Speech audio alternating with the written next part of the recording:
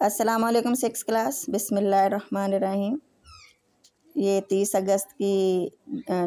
अगस्त का जो online lecture आपको दिया जा रहा है, हमने रीडिंग शुरू कर दी थी। 29 अगस्त को मैंने आपको पेज नंबर 102 की रीडिंग की थी। आज हम 103 पेज नंबर है उसकी रीडिंग करेंगे।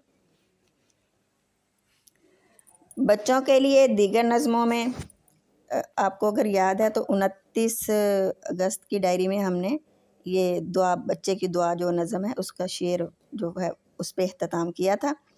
तो बच्चों के लिए इनकी दीगर नज़मों में एक मकड़ा और मक्खी, एक पहाड़ और गुलहरी, एक गाय और बकरी, बच्चे की दुआ, हमदर्दी और माँ का ख्वाब, ये उनकी नज़में हैं जो बच्चों के लिए उन्होंने लिखी थी। आपने इकबाल की नज़मों के नाम याद करने हैं, ये जो उन्होंने बच्चों के लिए लिखी हैं।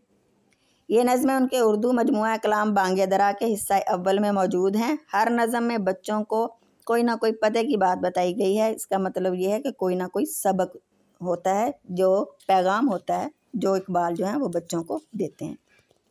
हामिद ने पूछा, दादा जान, क्या अल्लामा मोहम्मद इकबाल रहमतुल्लाह अलैह ने बच्चों के साथ साथ नौजवानों के लिए भी नज़में लिखी हैं? दादा जान ने बताया, जी बेटा, अल्लामा मोहम्मद इकबाल ने नौजवानों के लिए बहुत सी नज़में लिखी हैं, बल्कि ये कहना दुरुस्त होगा कि इनकी शायरी के मुखातिब नौजवान ही हैं। वो नौजवान नस्ल ही को कौम का मुस्तकबिल समझते थे। यही वजह है कि उन्होंने अपनी शायरी में ज़्यादातर नौजवानों को अपना मुखातिब बनाया है। अगर ये नस्ल तालीम याफ्ता, बासलाहियत, मुहज़्ज़ब और अपने नज़रिए के साथ हम आहंग होगी तो कौम का मुस्तकबिल ताबनाक होगा, यानी रोशन होगा, और पाकिस्तान जो है वो तरक्की करेगा। इसलिए वो चाहते थे कि ये नस्ल आगे बढ़ने के लिए दीन और दुनिया के तमाम अलूम से इस्तिफ़ादा करे।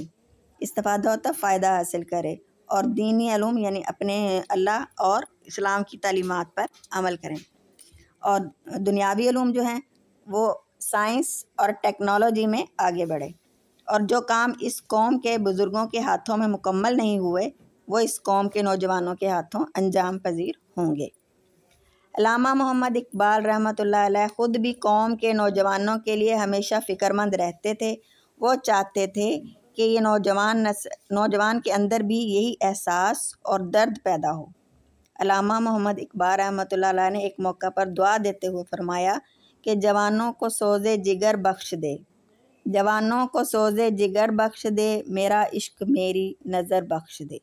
इसका मतलब आपको मैं थोड़ा सा बता देती हूँ कि अल्लामा इकबाल जो है वो दुआ दे रहे हैं कि नौजवानों में वो जज्बा अमल पैदा कर दे, और वो उनमें वो इश्क व जुनून पैदा कर दे कि वो अपनी मंजिल को हासिल करने के लिए हर मेहनत अपने ज़ोरे बाजू पर मेहनत करें।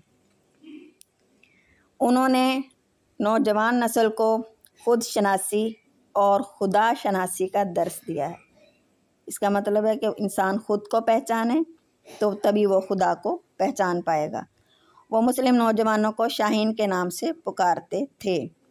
जवानों को मेरी आह सहर दे, आह सहर दे, फिर इन शाहीन बच्चों को बालों पर दे।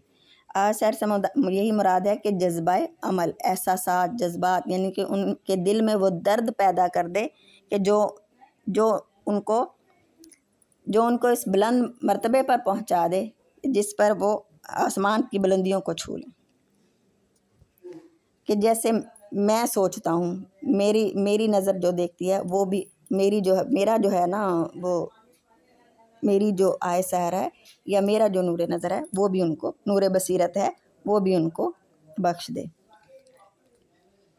फ़ातिमा ने पूछा, दादा जान, मैंने पढ़ा है कि शाहीन अल्लामा मोहम्मद इकबाल रहमतुल्लाह अलैह का पसंदीदा परिंदा था, वो क्यों? दादा जान बोले, बेटा, शाहीन एक बुलंद परवाज़ और गयूर परिंदा है। शाहीन कभी किसी और का किया हुआ शिकार नहीं खाता। खुददारी और खुद शनासी उसकी फितरत में कूट कूट कर भरी होती है। अल्लाह ताला ने शाहीन को जो खुसूसियात बख्शी हैं, अल्लामा मोहम्मद इकबाल रहमतुल्लाह अलैह वो सभी खूबियाँ मुस्लिम नौजवानों में देखना चाहते थे।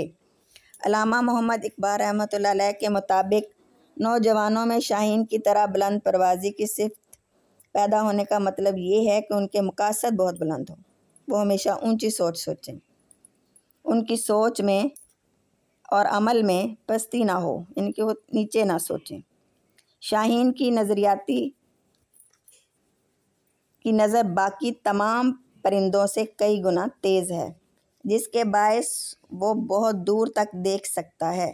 नौजवानों में ये सिफ्त पैदा होने का इशारा उनमें दूर अंदेशी का होना है, यानी कि वो जो है वो अंजाम पे नज़र रखें। अल्लामा मोहम्मद इकबाल रहमतुल्लाह ने इस हवाले से मुस्लिम नौजवानों में आने वाले हालात पर गहरी नज़र रखने को ज़िंदगी का लाजमी जुज़ करार दिया है।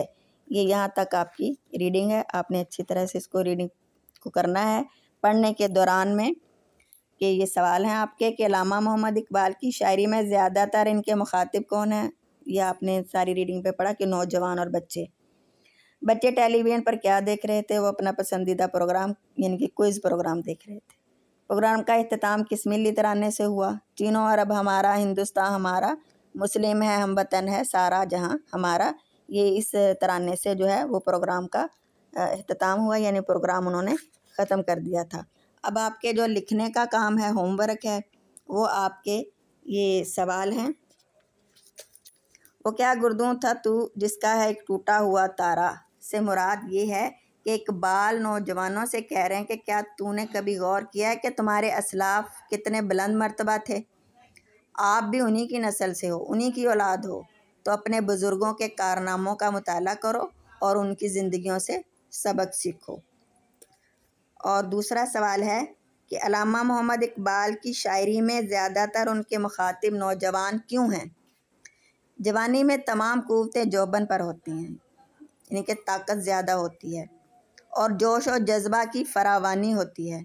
इन जज्बों और क़ुव्वतों को काम में लाकर नामुमकिन को मुमकिन बनाया जा सकता है।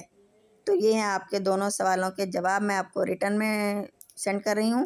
और जो आखिरी सवाल है ना, वो आपने ख़ुद बताना है कि मिसाली नौजवान की वो कौन सी खुसूसियात होती हैं जो आप में मौजूद हैं और आप ख़ुद में पैदा करना चाहते हो।